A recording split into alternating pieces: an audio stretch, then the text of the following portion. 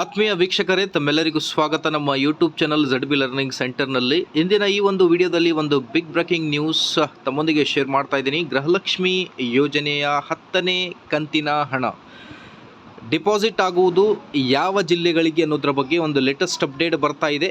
S, of course ನೀವು ಕರೆಕ್ಟಾಗಿ ಕೇಳ್ತಾ ಇದ್ದೀರಾ. ನಾಳೆ ಮೇ 1, 2024. ಹಾಗಾಗಿ 10ನೇ ಕಂತಿನ ಹಣ ಮೊದಲಿಗೆ ಯಾವ ಡಿಸ್ಟಿಕ್ಗಳಿಗೆ ಜಮಾ ಆಗುತ್ತೆ. ಸೊ ಬಹಳ ಇಂಪಾರ್ಟೆಂಟ್ ಆಗಿರೋ ವಿಡಿಯೋ ಆಗಿರುತ್ತೆ. ಸರ್ಕಾರದಿಂದ ಬರುವ ಎಲ್ಲ ಯೋಜನೆಗಳ ಕುರಿತು, ಸ್ಪೆಷಲಿ ಗೃಹಲಕ್ಷ್ಮಿ ಯೋಜನೆಯ ಕುರಿತು ನಮ್ಮ ಯೂಟ್ಯೂಬ್ ಚಾನಲ್ನಲ್ಲಿ ನಿಮಗೆ ಎಲ್ಲ ಲೇಟೆಸ್ಟ್ ಅಪ್ಡೇಟ್ಗಳನ್ನು ನೀಡಲಾಗುವುದು. ಸೊ ಹಾಗಾಗಿ ವೀಕ್ಷಕರೇ, ದಯವಿಟ್ಟು ವಿಡಿಯೋನ ಲೈಕ್ ಮಾಡಿ, ಚಾನಲನ್ನು ಸಬ್ಸ್ಕ್ರೈಬ್ ಮಾಡಿ and turn on the bell icon for all the latest update. ಲೋಕಸಭೆ ಚುನಾವಣೆ ನಡೀತಾ ಇದೆ, ತಮ್ಗೆ ಗೊತ್ತಿರಲಿ. 2 ಫೇಸ್ನಲ್ಲಿ ಲೋಕಸಭಾ ಚುನಾವಣೆ ನಡೆಯುತ್ತೆ. ಸೊ ಈಗ ಗೃಹಲಕ್ಷ್ಮಿ ಯೋಜನೆಯ 8 ಮತ್ತು 9ನೇ ಕಂತಿನ ಹಣ ನಿಮ್ಮ ಖಾತೆಗೆ ಬಂದಿರಬಹುದು.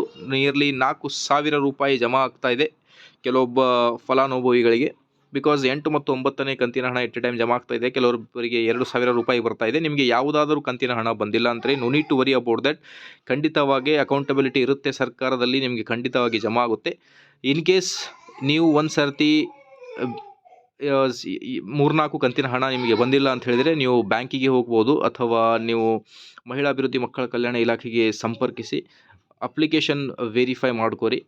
ಅಪಾರ್ಟ್ ಫ್ರಮ್ ದ್ಯಾಟ್, ಈಗ 10ನೇ ಕಂತಿನ ಹಣ ಜಮಾ ಆಗುವುದು ಯಾವಾಗ ಅನ್ನೋದ್ರ ಬಗ್ಗೆ ಒಂದು ಮಾಹಿತಿಯಾಗಿರುತ್ತೆ. ಸೊ ನಾಳೆ ಮೇ 1, 2024 ಇದೆ. ಸೊ ಹಾಗಾಗಿ ಲೋಕಸಭಾ ಚುನಾವಣೆ ನಡೀತಿರುವ ಕಾರಣದಿಂದ 10ನೇ ಇನ್ಸ್ಟಾಲ್ಮೆಂಟ್ ಕೂಡ ನಿಮಗೆ ನಾಳೆಯಿಂದ ಐ ಥಿಂಕ್ ಮೇ ಬಿ ಜಮಾ ಆಗೋಕ್ಕೆ ಸ್ಟಾರ್ಟ್ ಆಗುತ್ತೆ. ನಾಳೆ ಮೇ 1 ಇದೆ. ಸೊ ಹಾಗಾಗಿ ಮೊದಲಿಗೆ ಯಾವೆಲ್ಲ ಜಿಲ್ಲೆಗಳಿಗೆ ಬರಬಹುದು ಅನ್ನೋದರ ಬಗ್ಗೆ ಮುಂದಿನ ಒಂದು ವಿಡಿಯೋದಲ್ಲಿ ಕಂಪ್ಲೀಟ್ ಇನ್ಫಾರ್ಮೇಷನನ್ನು ನೀಡ್ತಾ ಹೋಗ್ತೀನಿ. Till then please like, share and subscribe.